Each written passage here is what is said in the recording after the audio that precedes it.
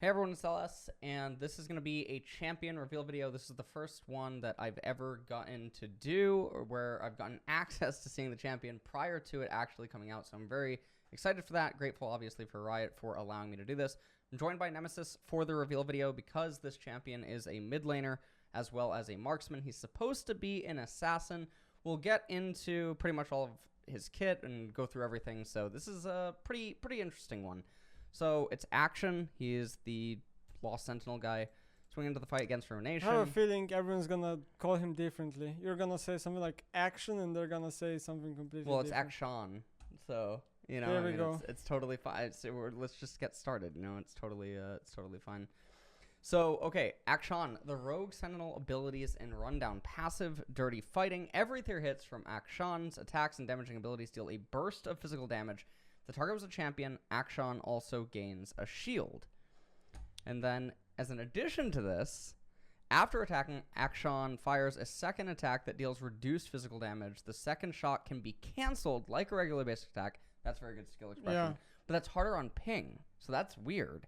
If Akshan cancels the second shot, he gains a burst of movement speed. Maybe there's like a anti-ping mechanic in the game that makes it easier for worse players. I would assume so. Yeah. But the passive is very generic, maybe, and I guess Halo Blades is like an option, maybe because of free hits. It's too early to say. Yeah. So we'll look at a video of it. So there's the shield. Okay.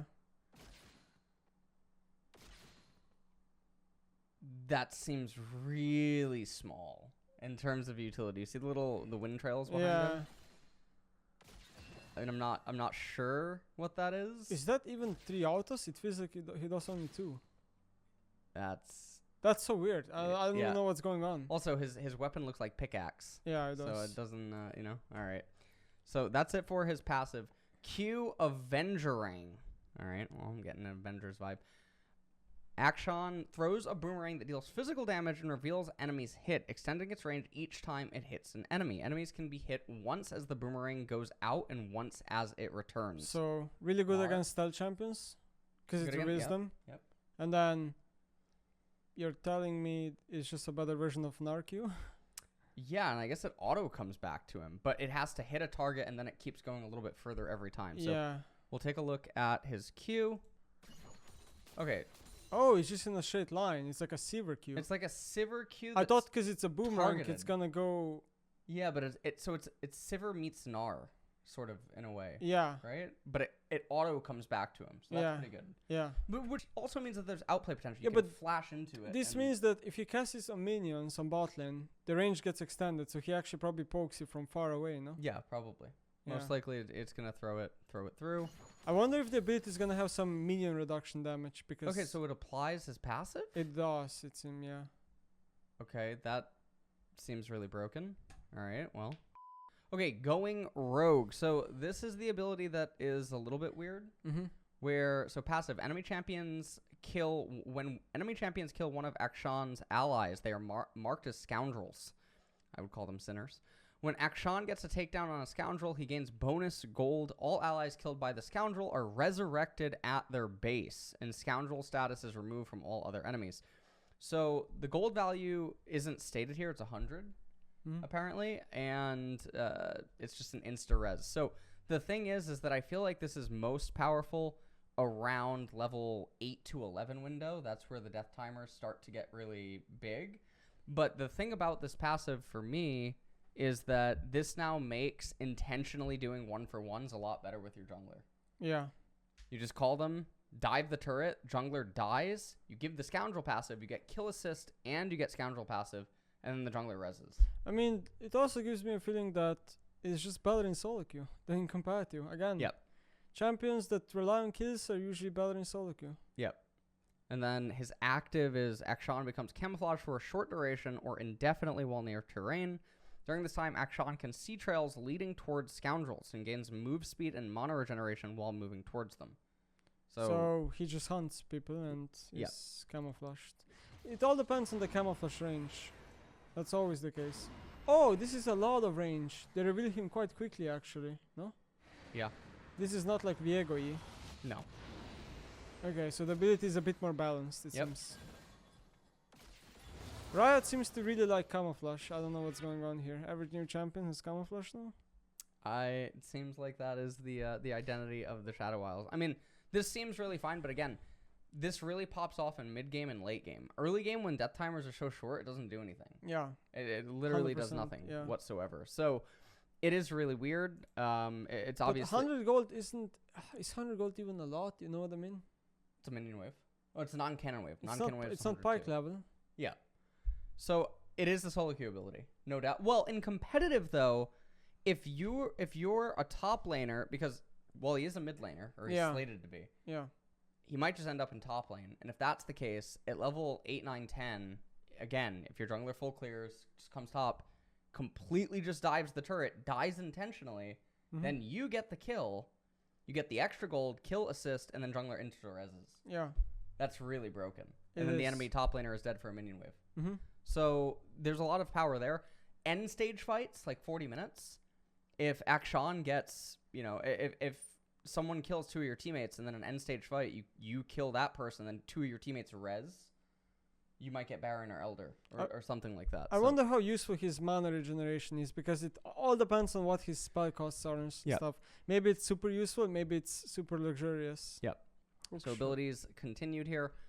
Heroic Swing. Akshan fires a hook shot that embeds in the first terrain hit. While embedded, he can recast a swing around the terrain in the cast direction, firing physical damage bullets at the nearest enemy while swinging. While swinging, he can recast again to jump off in the direction of the cursor and fire a final shot.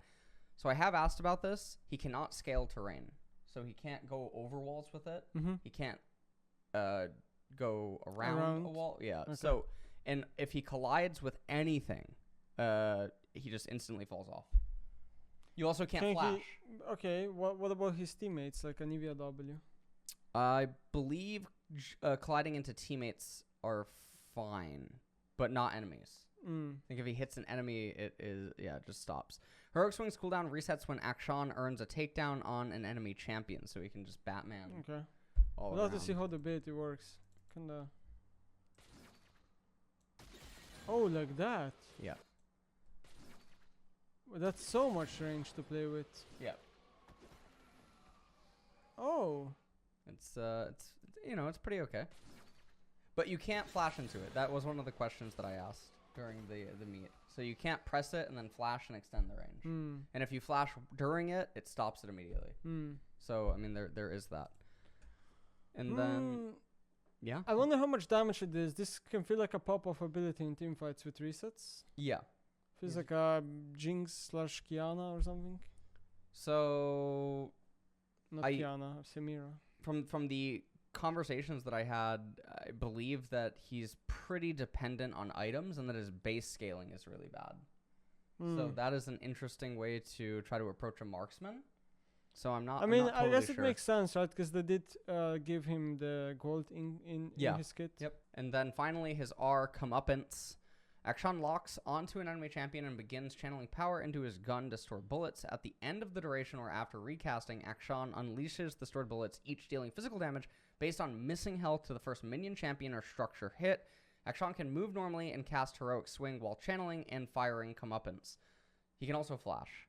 Okay. So basically what this is it's a Caitlyn ult that you're like charging like it's a spirit bomb, and then you release. Mm-hmm. But opponents have counterplay the same way that they would with Caitlyn.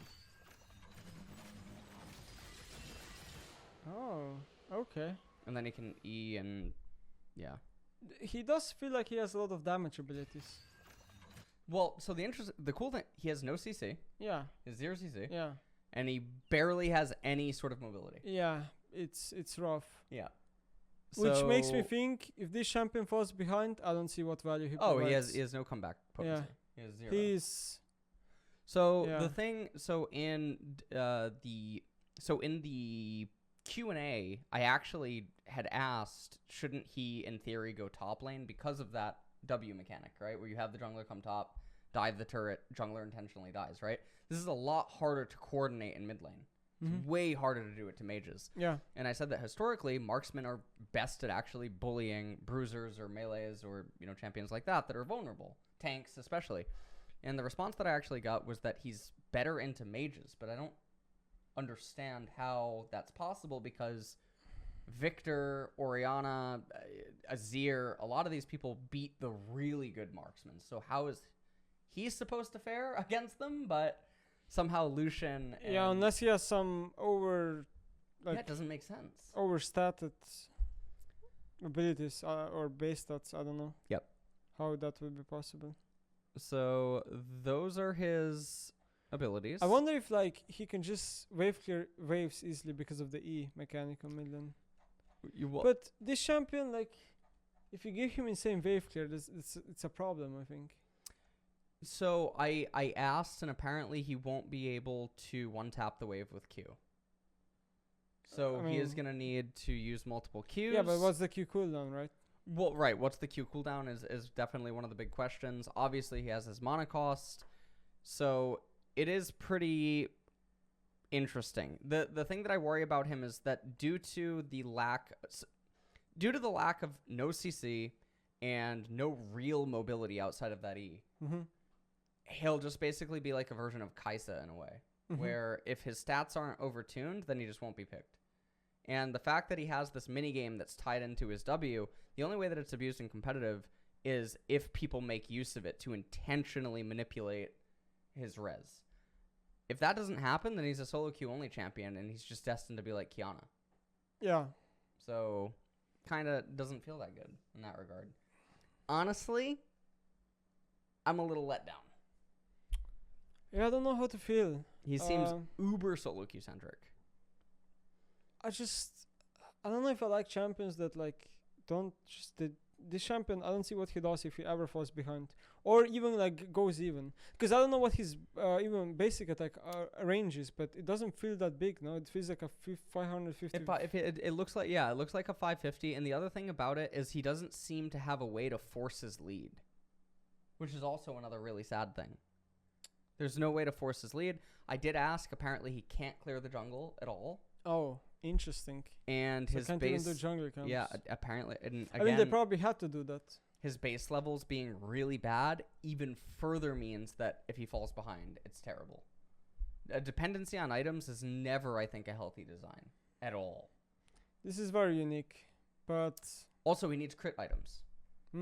So to my knowledge, I believe he needs crit items, and crit items are way more expensive than lethality items, because this is one of the things that helps like Talon or Kiana especially, right, offset the fact that they can't farm as well or they have rough laning phases, is Kiana can just always recall into a Dirk, 350 recalls permanently basically for the rest of her life. Yeah, okay, but like what I can see happening in solo queue is, just imagine like Warwick W, right? Imagine your teammates are dying on side lane, then he gets all these scoundrels all the time. Yeah. He can like go camouflage mode and runs towards them, I guess, so and just roam really fast maybe. His reveal radius is apparently huge. You can just see him if you're relatively but maybe he roams really fast if people are marked, and then he just goes to kill them on side. But imagine no kills happen, or like good players will be able to realize they're marked, right? Yeah, this definitely will not be a champion in the LCK. So 100%. This will, there's no light for this champion to come out in the LCK, but that's it's pretty interesting. Now, obviously, his res ability is really cool. I've talked about that, being a type of ability that I've wanted for a while on some sort of a champion. It's not as overtuned as what people were speculating on Reddit today that it could be, so that is pretty nice. But honestly, it really seems like he's designed to be a fun solo QE champion, or a champion that you play with your friends and stuff. Doesn't seem like he's made for competitive. And I think that Riot sometimes has that in mind, where they don't want certain champions to be in competitive. And that's pretty interesting. So if that's actually true, we know the Yordle's coming. I think the Gloomy Yordle was revealed today on Reddit. I'm not totally sure. I'll probably check after this. But that makes me think that the Yordle will likely be designed for competitive. Because I don't think you just released 2 solo queue champs in a row. Yeah. So, I don't know. Overall thoughts? I'm not a fan. I'm not a fan either, sadly. But I say that with competitive in mind. Now, if his stats are overtuned, I'm a fan. I mean, God. But then it's like I'm a fan until he becomes pick ban. And yeah, then I'm not a fan. I don't think you'll be a fan if he has like 20 kills in solo queue and he's roaming around being a Katarina or something like. Well, it's the problem with champs like this, right? Yeah, that's the problem. I don't like these champs. Right, when you release champions that are designed to require kills. I actually wonder if he gets a bit fat in solo queue, if his ult just one-shot someone. Like, actually just one tap someone. Yeah. Well, it has missing health, so missing health is always usually... Okay, hit me. Okay. Usually missing health abilities aren't always... One tap, yeah. They're not always one-tapping you, but it apparently it is a massive amount of damage, so that is definitely good. And okay, guys, I guess that is pretty much it for the reveal. I hope you guys liked the footage and our thoughts on the champion. Overall, think he's doomed for solo queue. He might be in competitive, but again, completely contingent on what his stats are and if they're going to be overloaded. Because apparently he has a dependency on items, maybe he can go bot lane since his base scaling apparently sucks. But base scaling sucking just doesn't make sense for solo lanes. Because that's why marksmen go solo lanes. Yeah, exactly. So it seems a little counterintuitive. I don't know.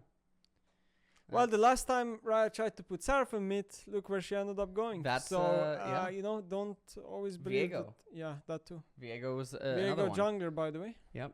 So it seems like, I mean, look at what's happening to Tom Kench as well. The intended rework is not I think him. I think Tom Kench was probably supposed to go to no lane, actually. I have a lot of other thoughts on the Tom Kench rework. But that is pretty much it for the Akshan reveal. All this does is make me more excited for the Yordle. Yeah. That's pretty much it. Until next time, guys. Yep. See you later.